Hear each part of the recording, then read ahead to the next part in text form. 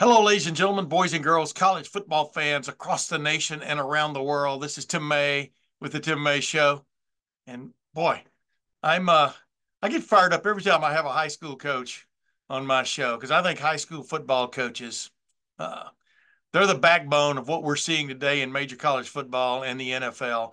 That's where it all gets started. The way high school football has changed over the last 30 years, just gone to the just uh, everything either drips down or drips up in football. And as you know, high school football has become just so wide open in most places. Not the least of which is in Carlsbad, California. And you all know that name, Carlsbad, California, because that's where Julian Sayin is from, the quarterback who just decommitted or basically entered the transfer portal from Alabama after being there only a couple of weeks. As part of the 2024 recruiting class, the number one quarterback prospect in that class nationally. Stepped away from Alabama, has now stepped into Ohio State. He's committed to Ohio State to be part of Ohio State's, in essence, 2024 recruiting class. And not only that, but boldly step into a quarterback's room that's now laden. I like that word laden. I use it probably way too much and probably out of context, but I just like the word laden. But when you look at Will Howard, the transfer from Kansas State, when you look at 2024 signee Aaron Noland from Georgia, and then you look at the two returning players, Devin Brown, who started the Cotton Bowl before getting hurt for the second time this season, and then Lincoln Keenholz from Pierre, South Dakota, who went in and tried to get things straight for the Ohio State offense in that game, but the way he was harassed by one of the worst offensive line showings in recent memory by Ohio State, never really got a chance to show himself either. But then with the bringing in Bill O'Brien as a new offensive coordinator and quarterbacks coach, this spring just promises to be, and even preseason camp, if all five stay until then, promises to be one of the more interesting 4 to 9 months in Ohio State coaching history, sorting history, whatever words you want to use there. And it's really interesting the reason I'm talking about this is Thad McNeil. Like I said, Thad McNeil, the head coach at Carlsbad, California, I think he and I talked about it. I think he's produced 18 quarterbacks who've gone on to Division One play here, there, hither, and yon. And obviously, he was the head coach for Julian Sayin over the last 3 years. Julian Sayin has confided in him often during the process. He's gone during the whole process, the recruiting process, and then now the transferring process. And this Thad McNeil has a lot of interesting things to say about Julian Sayin, and for that matter, the process and what's going on in college football right now. But as we point out, when Julian Sayin committed to Alabama, Bill O'Brien was the quarterback coach and offensive coordinator. Nick Saban was the head coach. In 2023, of course, Bill O'Brien went back to the New England Patriots and worked for Bill Belichick again as the offensive coordinator. Things didn't work out, obviously, for Bill Belichick in the end there, and neither for Bill O'Brien. But Ryan Day, in a bold move, stepped up and hired Bill O'Brien, a guy who's been a head coach at Penn State and with the Houston Texans, and is known for developing quarterbacks. Now he's the quarterbacks coach and offensive coordinator at Ohio State. Ironically, Julian Sayin has followed him there. So you talk about this, as I like to use the word serendipity, it has really worked out for Ohio State in this, has been a ridiculous January. We'll see how far this carries Ohio State, but Julian Sayin is the latest addition to Ohio State in this ridiculous January. And before we get to my conversation with Thad McNeil, by the way, I wanted to remind you of a sponsor that's been with us here at Lettermen Row for a while now. And of course, I'm talking about Game Time, gametime.co, Game Time, the Game Time app, where you basically growing to be the fastest growing aftermarket ticket site in the country. And I've got it up right now, man. I've got, I tried to warn you people last week that if you were still looking for tickets for that mega Ohio State, Iowa women's basketball showdown, which turned out to be a sellout, the largest crowd I think in Ohio State women's basketball history, 18,660. You could have been part of that if you jumped on the Game Time app or gametime.co, and I imagine many of you did. It was a hell of a price to get in, but boy, you were part of history if you did it. And right on down the line, when it comes to last minute ticket ideas, if you've put off buying a ticket for a while, Game Time, the Game Time app, gametime.co is the place to go, like Columbus Blue Jacket tickets, U.S. Figure Skating Championships, which are coming this week to Nationwide Arena. Right on down the line, it's the place to go for your aftermarket tickets. And as you well know, if you download the Game Time app, your first purchase, if you use the promo code Buckeyes, Buckeyes, use the promo code Buckeyes, you'll get $20 off your first purchase. And if you make a purchase on the Game Time app, gametime.co, and find that ticket in the same aisle, the same row or the same general section of where you got your ticket on Game Time, and you find it for cheaper, Game Time will refund 110% of the difference. That's a hell of a deal. Now, of course, terms do apply, as they do with any kind of guarantee. But gametime.co, Game Time app, that's the place to go when you're really in a crunch for tickets, or if you're planning on down the road. Heck, there's even a reference to Ohio State season opening tickets on here. So if you want to plan way ahead, Game Time app, the Game Time app, gametime.co, that's the place to go. Now let's get back to a conversation I had with Thad McNeil. Like I said, I've always had an affinity for high school coaches because of the job they do. And they're not just, coaches, X's and O's and all that kind of stuff. I mean, they're promoting their kids for the next step, for major college football or minor college football, whatever you want to call it. They're always trying to help their kids out, most of these high school coaches. And Thad McNeil is definitely one of those guys as we get into it in my conversation. But he's just, one of those cool guys you run into in life that you wish you could spend more time talking to. And I may do that later on as this Ohio State quarterback competition rolls into high gear. But without further ado, let's get to my conversation with Carlsbad High School head football coach, mentor to new Ohio State Buckeye Julian Sayin. Let's get to my conversation with Thad McNeil. Coach McNeil, Thad McNeil from Carlsbad High School in Carlsbad, California. Thanks for joining me, my man. Yes, Your student, Julian Sayin, has been making some waves here in the last couple of weeks, and he committed to Ohio State. He's going to be part of the Ohio State 2024 recruiting class, it looks like. And I don't know, just number one, what's Ohio State getting in Julian Sayin? Oh, they're getting a great young man, first and foremost, and a quality individual, high integrity, very humble, extremely hardworking, a team guy. Everything you want from not only a quarterback at Ohio State, but a teammate and son. Yeah. Plus, he can sling it, right? Yeah. As a player, you're getting a very polished quarterback. He's #1 recruit in the nation. He won the Elite 11. He's a very, very accurate passer. He's been in a lot of big football games. He's got a very high football IQ.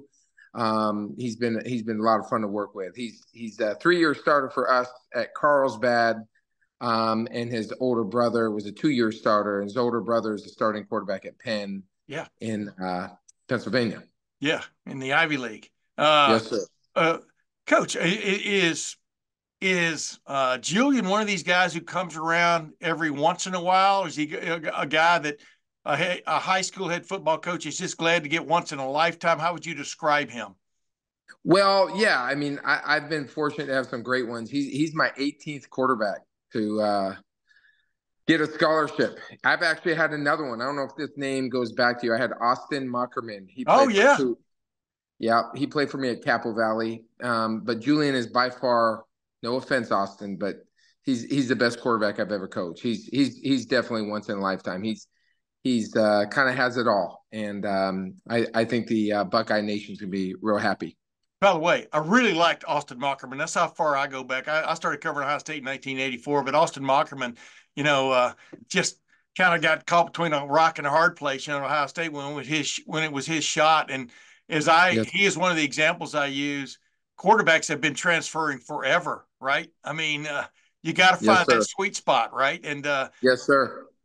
Julian, as you pointed out to others, and we all know, it looked like Ohio State finished second in the race. Back a year and a half ago to Alabama, and is that fairly accurate from the way you saw it too? Yeah, it really is. He was pretty strong. Obviously, committed to Alabama and Nick Saban, the whole program. We were there last spring, and he felt really good about it. And then Ohio State came late, and they just made such a great impression. Coach Day and the rest of his staff did a great job recruiting Julian, and he had nothing ever negative to say about Ohio State. He was just a little farther along with Alabama, and then getting the opportunity to play for the arguably the greatest college football coach of all time, and their development QBs. So that's how it happened. And then when this came, ironically, Bill O'Brien is the one who offered him at Alabama, and it's he's coming back to Ohio State as to be the old coordinator. So it's a good fit. I was going to say, Coach, I was just going to get into that. I mean, you've been around for a long time.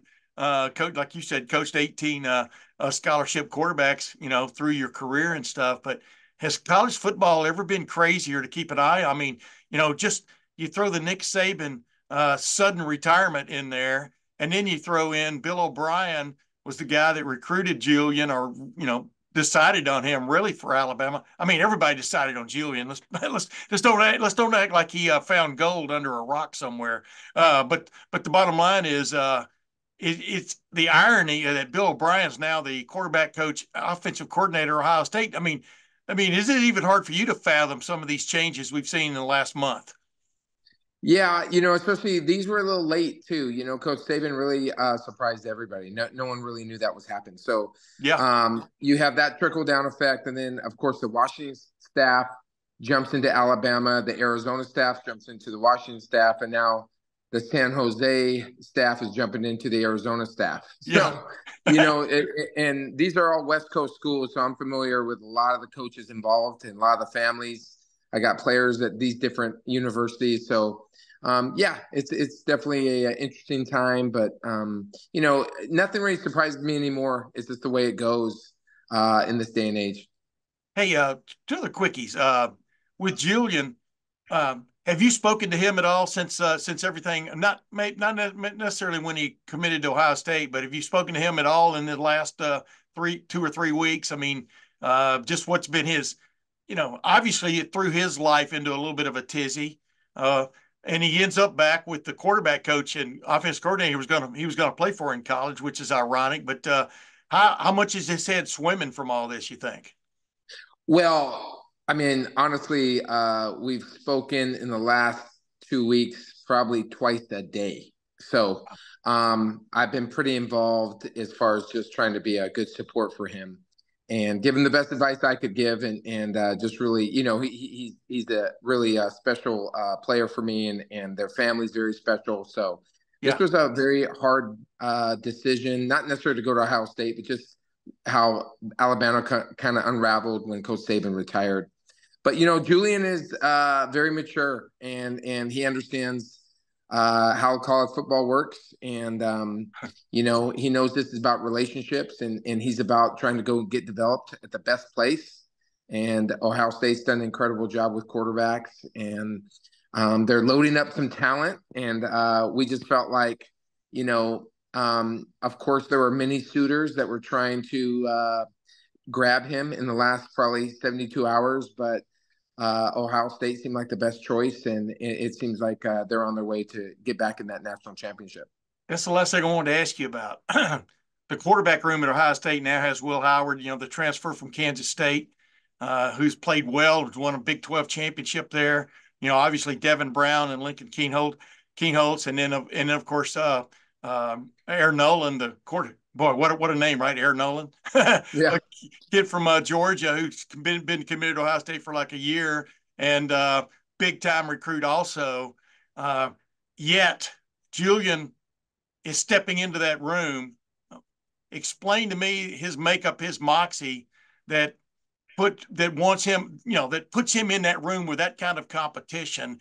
yeah, I think that's one of the things that jumps out to me about him right now is just this decision. Well, everyone's gonna find out about what he's about. You know, he's one of the most driven individuals I've ever been around, and so respectfully within the room, he's gonna go in there and want to compete, and he knows nothing's gonna be handed to him. I got to see Aaron Nolan at the Elite 11. He's a really good player. Yeah. You know, at these universities such as Ohio State, Alabama, Georgia, they're all going to be 4 and 5 stars. It's nothing new. So you know, he'll go in there in a humble way and earn it. And he knows nothing's been. You know, Coach Day hasn't promised him anything. So that's not how I know Coach Day operates. And Julian doesn't go in there with the expectation that he's now the starter or anything like that. He just wants he's still in high school, honestly. Yeah. You know, he enrolled early, and you know, he's at Alabama for about 3 weeks, and so you know, he just wants to go earn his way and earn the respect of his teammates. Hey, one last thing that came to mind I didn't ask you.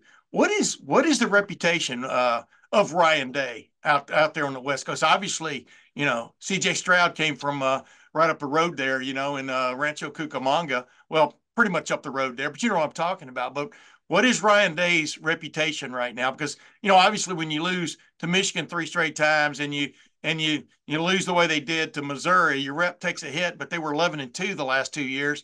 Almost beat Georgia last year. You know where I'm going with that. I mean, what is the respect level for a coach like Ryan Day at the moment?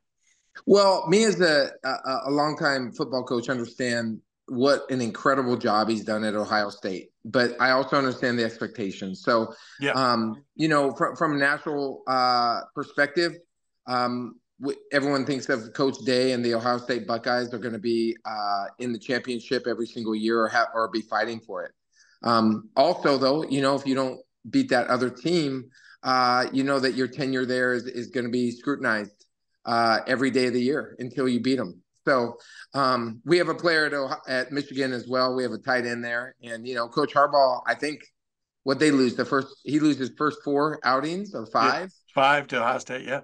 Yeah. So you know, but Coach Day is very, very respected, and the program is we feel it's one of the elite programs in college football. Hey, can I ask you one last quickie? Did you get to meet Coach O'Brien during the recruiting process? I would think you did. What is just your take on him? You know, I got to meet him a couple times, and we have a restaurant in Carlsbad that I'm a part of, and he came to the restaurant, so I got to sit one-on-one and share a meal with him. He's a very, very smart football coach, but who cares about players. He's very down to earth. You know, I had this expectation because of all his success and all the places he'd be more of a big time guy as far as his ego, but he was really down to earth. I really liked him. Julian's family liked him, and I think he's a great fit at Ohio State. Hey, and by the way, before I go, the name of the restaurant and the address. So, you know, they're Ohio State fans. Buckeye Nation is everywhere. It might help your business. What's the name of the restaurant? So it's called That Pizza Place, and it's on El Camino. It's 2622 El Camino Real in Carlsbad, California. Shoot, I hope this doesn't offend the Buckeye Nation, but I've had Jim Harbaugh in the restaurant. So, you know, we're going to have Coach Day in there. That'd be awesome. But yeah, That Pizza Place in Carlsbad.